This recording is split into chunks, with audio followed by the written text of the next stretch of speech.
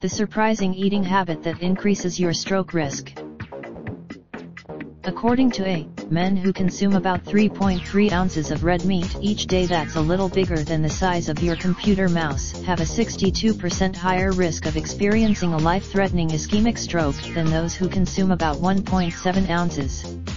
An ischemic stroke. To assess the link between protein and stroke risk, lead researcher Dr. Bernard Herring and his colleagues analyzed dietary protein intake data and self-reported food frequency questionnaires of middle-aged Americans who didn't exhibit common risk factors for strokes like diabetes or heart disease.